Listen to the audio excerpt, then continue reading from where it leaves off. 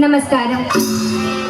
കൃഷ്ണ കൃഷ്ണ മുകുന്ദ ജനാർദ്ദന, കൃഷ്ണ ഗോവിന്ദ നാരായണ ഹരേ, അച്യുതാനന്ദ ഗോവിന്ദ മാധവ, സച്ചിദാനന്ദ നാരായണ ഹരേ. ശ്രീ ഗുരുവായൂരപ്പന്റെ ഇഷ്ടതോഴനായി ക്രിസ്തുബ്ദം 8-ാം നൂറ്റാണ്ടിൽ ജീവിച്ചിരുന്ന ഭക്തനായ നമ്പൂതിരിയുടെ കഥ പൂന്താനം. ഇന്നലെയോളം എന്തെന്നറിഞ്ഞില്ല, ഇനി നാളെയും എന്തെന്നറിഞ്ഞില്ല, ഇനി കണ്ട തടിക്കൂ വിനാശവും, നിന്ന നേരം എന്നീതും അറിഞ്ഞില്ല. കൃഷ്ണചിന്ത തുളുമ്പുന്ന ഗീതങ്ങളും ഭക്ത്യാധിഷ്ഠിത തത്വചിന്ത പ്രകാശിപ്പിക്കുന്ന കാവ്യങ്ങളും കൊണ്ട് മലയാളികളെ പ്രചോദിപ്പിച്ച കവി പൂന്താനം. പൂന്താനത്തെ കുറിച്ച് ധാരാളം ഐതിഹ്യങ്ങൾ പ്രചരിച്ചിട്ടുണ്ട്. മലപ്പുറം ജില്ലയിലെ പെരിന്തൽമണ്ണ താലൂക്കിൽ നെന്മേനി അംശത്തിൽ പൂന്താനം അഥവാ പൂങ്കാവനം എന്ന കവിഗൃഹത്തിലെ നമ്പൂതിരി, ശുദ്ധനായ ഒരു നമ്പൂതിരി.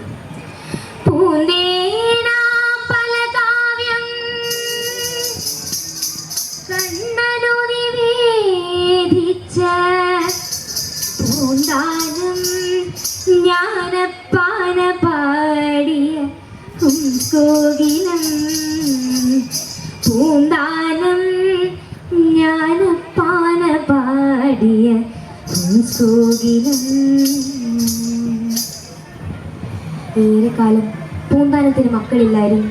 ആ ദുഃഖത്തിലും അദ്ദേഹം കൃഷ്ണനിൽ അഭയം തേടി. ഉണ്ണികൃഷ്ണൻ മനസ്സിൽ കളിക്കുമ്പോ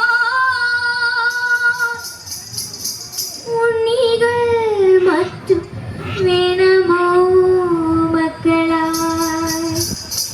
ഉണ്ണിക്കണ്ണൻ കനിഞ്ഞു. വളരെ കാലത്തെ പ്രാർത്ഥനയ്ക്ക് ശേഷം പൂന്താനത്തിന് ഒരു ഉണ്ണി പിറന്നു. ഉണ്ണിക്കണ്ണനെ പോലെ സുന്ദരനായ ഉണ്ണി. പൂന്താനത്തിനും അദ്ദേഹത്തിന്റെ വേലിക്കും ഉണ്ടായ സന്തോഷത്തിന് അതിരില്ലായിരുന്നു. ഉണ്ണിയുടെ അന്നപ്രാസന അടിയന്തര കർമ്മം, ചോറൂണ് കർമ്മം കഴിഞ്ഞൊത്തവണ്ണം അത് ആർഭാടമായി നടത്തുവാൻ അവർ തീരുമാനിച്ചു. എല്ലാവരെയും ക്ഷണിച്ചു. ക്ഷണിച്ചവരെല്ലാം വന്നു. മുഹൂർത്തം രാത്രിയിലായിരുന്നു. ഉണ്ണി ഒരു ഭാഗത്ത് ഉറക്കി കിടത്തി പൂന്താനത്തിന്റെ പത്നി അതിഥികളെയും മറ്റു സ്വീകരിക്കുന്നതിന് വേണ്ടി പുറത്തേക്ക് പോയി. ഈ സമയം അതിഥിയായി വന്ന ഏതോ ഒരു സ്ത്രീ ഉണ്ണി കിടന്നുറങ്ങുന്നത് ശ്രദ്ധിക്കാതെ തന്റെ ഉത്തരയം ഉണ്ണിയുടെ മേൽ അലക്ഷ്യമായിട്ടിട്ട് പോയി. പിന്നാലെ വന്ന മറ്റൊരു സ്ത്രീ തന്റെ മേൽ കൊണ്ടൂരി അവിടെ ഇട്ടു. ചോറൂണിന്റെ മുഹൂർത്തത്തിന് അല്പം മുമ്പ് ഉണ്ണി എടുത്ത് കുളിപ്പിക്കാൻ ആ അമ്മ കണ്ടത് ആ തുണിക്കെട്ടുകൾക്കിടയിൽ ശ്വാസം മുട്ടി മരിച്ച് തന്റെ പൊന്നോമന പുത്രനെയാണ്. എന്റെ മോനെ, നിനക്ക് എന്ത് പറ്റി? കണ്ണു തുറക്കടാ. ആ അമ്മ വാവിട്ടു നിലവിളിച്ചു. ആ കാഴ്ച കണ്ട് സങ്കടം സഹിയാഞ്ഞ് പൂന്താനം തല തല്ലിക്കരഞ്ഞു. ആറ്റുനൂറ്റുണ്ടായൊരുണ്ണി, ആയിരം നേർച്ചനേനുണ്ടായൊരുണ്ണി, ആദി സമ്മാനിച്ചു പോയോ നീ ആരോമലാം കണ്ണനുണ്ണി. പുത്രവിയോഗം പൂന്താനത്തിന്റെ മനസ്സിനെ ആകപ്പാടി വിളിച്ചു. ഉണ്ണി മരിച്ചതോടെ അദ്ദേഹം തീർത്തും വിരക്തനായി. ആ ദുഃഖത്തിൽ ഉള്ളൊരുകി എഴുതിയതാണത്രേ ഇഹലോക ജീവിതത്തിന്റെ നശ്വരത വെളിവാക്കുന്ന ജ്ഞാനപ്പാന. കണ്ടു കണ്ടന്നിരിക്കും ജനങ്ങളെ, കണ്ടില്ലെന്നോ വരുത്തുന്നതും ഭവാൻ, 2-4 ദിനം കൊണ്ടൊരുത്തനെ കണ്ടിലേറ്റി നടത്തുന്നതും ഭവാൻ. മാളിക മുകളേറിയ മന്നന്റെ തോളിൽ മാറാപ്പു കേറ്റുന്നതും ഭവാൻ, തോളിൽ മാറാപ്പു കേറ്റുന്നതും ഭവാൻ. കൃഷ്ണ കൃഷ്ണ മുകുന്ദ ജനാർദ്ദന, കൃഷ്ണ ഗോവിന്ദ നാരായണ ഹരേ, അച്യുതാനന്ദ ഗോവിന്ദ മാധവ, സച്ചിദാനന്ദ നാരായണ ഹരേ. അത്യന്തം ദുസ്സഹങ്ങളായ വ്യസനങ്ങൾ നേരിടുന്ന കാലങ്ങളിൽ ജ്ഞാനപ്പാന മനസ്സിന് സമാധാനമുണ്ടാകുമത്രേ. പുത്രവിയോഗത്തെ തുടർന്ന് പൂന്താനം ഗുരുവായൂരപ്പൻ അഭയം തേടി. പൂന്താനം ഗുരുവായൂർ അമ്പലത്തിൽ എത്തുമ്പോൾ അവിടെ ഒരു രോഗസമയത്തിനായി ഭജനി ഇരിക്കുന്നുണ്ടായിരുന്നു. മഹാസംസ്കൃത പണ്ഡിതനായ മേൽപ്പത്തൂർ നാരായണ ഭട്ടതിരി. വിദ്വാനായ ഭട്ടതിരിക്ക് പൂന്താനോട് ആകാമേ പുച്ഛമായിരുന്നു. ഒരിക്കൽ പൂന്താനം ഭട്ടതിരിയെ കാണാനെത്തി. ഒപ്പം താൻ രചിച്ച കാവ്യവും കയ്യിൽ കരുതി. പൂന്താനം ഒന്നുമില്ല, വെറുതെ വെറുതെ അത് കാണാൻ വന്നതാ. ഓഹോ, കണ്ടല്ലോ, ഞാൻ പോയിക്കൂടെ? അല്ല, ഒരു കാര്യം ഉണ്ടായിരുന്നു. എന്താ അത്? ഉണ്ടൊരു കൃതി അല്ല വികൃതി എന്റേതായി ചൊൽക്കൊണ്ടിരും മങ്ങുന്നതിൻ പിഴവ തീർത്താൽ കൊള്ളാം. ഭട്ടതിരി പുച്ഛത്തോടെ പൂന്താനത്തെ നോക്കി. ഇത് സംസ്കൃത കാവ്യാണോ?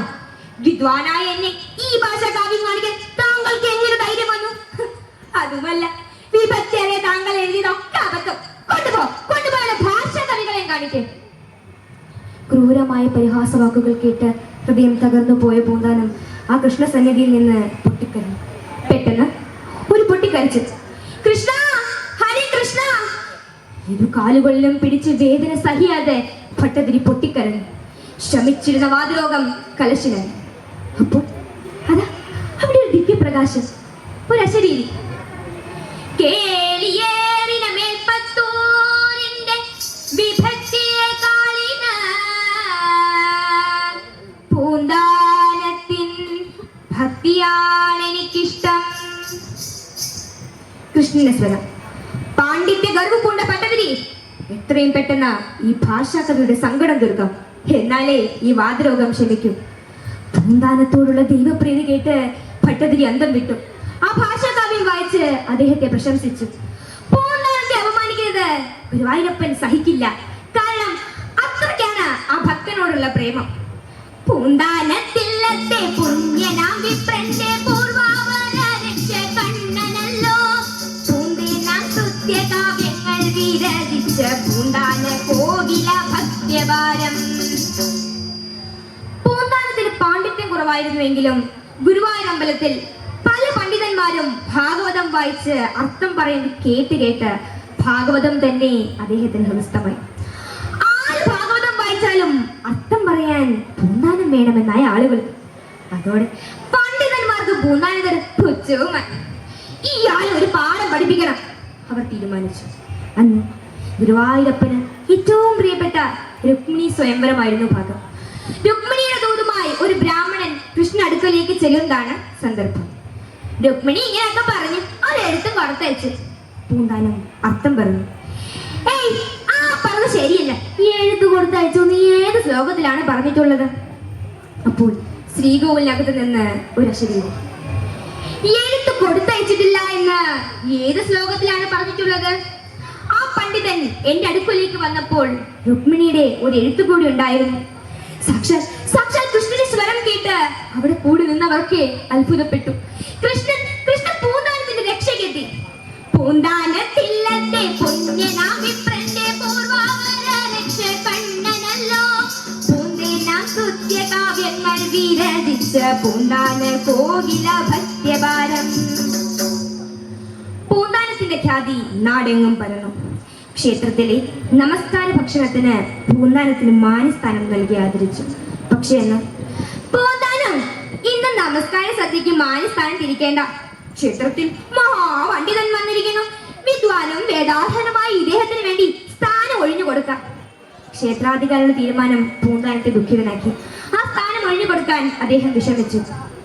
എന്ത് ഒഴിഞ്ഞു കൊടുക്കില്ലെന്നോ? ഇത്രയ്ക്ക് അമ്മയോ? എഴുന്നേക്കാൻ പോണം. ഇല്ല, ഞാൻ പോവില്ല. ഇത് ആരുമില്ല ഇയാളെ പിടിച്ച് പുറത്താക്കാൻ. ക്ഷേത്രാധികാരികൾ പൂന്താനത്തെ പിടിച്ചു വലിച്ചവിടുന്ന് എഴുന്നേൽപ്പിച്ചു.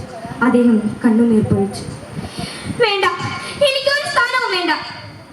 സ്ഥാനമാനങ്ങൾ ചൊല്ലിക്കലഹിച്ചു നാണം കെട്ടു നടക്കുന്നിടു ചിലർ.